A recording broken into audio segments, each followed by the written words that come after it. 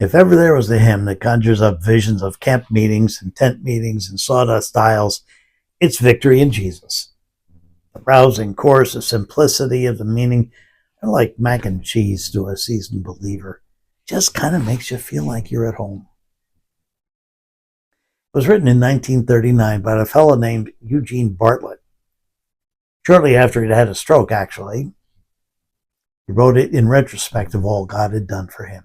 You see, up to that point, his life was easy and pleasant. Married his childhood sweetheart, had 2 good kids, successful in business. He was a writer of many hymns.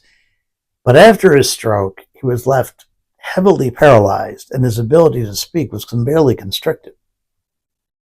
So you can imagine it would have been perfectly understandable had he been discouraged and morose. But instead, he chose to reflect on what he had and what God had done for him. So he picked up his pen and started to write his testimony. I heard an old story, how a Savior came from glory, how he gave his life on Calvary to save a wretch like me.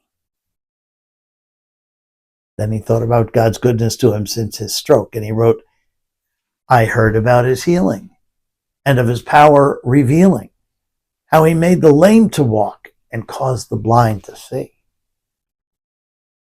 He thought about the hope of seeing Jesus in heaven, and he wrote, I heard about a mansion he's built for me in glory. And on he went. And when he finished, he sang it back to himself, and he says, you know what?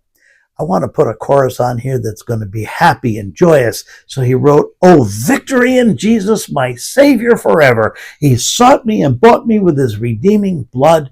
He loved me ere I knew him. Now, ere I knew him, ere is a literary word here used to mean before or ever before.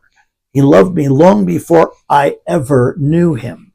Before I'd ever heard of him, he was already loving me. And now because he loved me first, I owe all my love to him.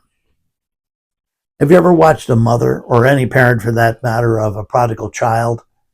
No matter what that child does, she loves him and prays for him, and he, having no regard for her or anyone else but himself, will do what he wants and only does what pleases him. Until one day he gives his heart to Jesus completely, and everything changes. Come the day that that child sees all that she did for him, he loves her back with unconditional, everything he has, love.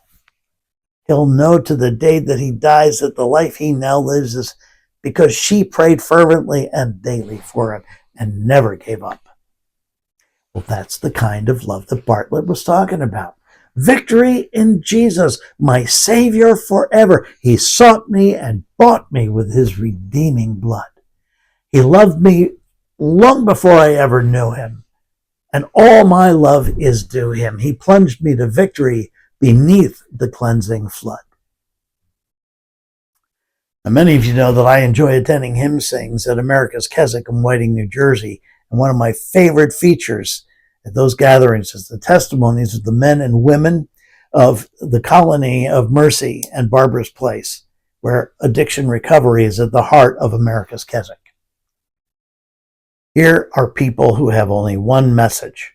I was lost and defeated in life, but Jesus gave me forgiveness and victory in my life.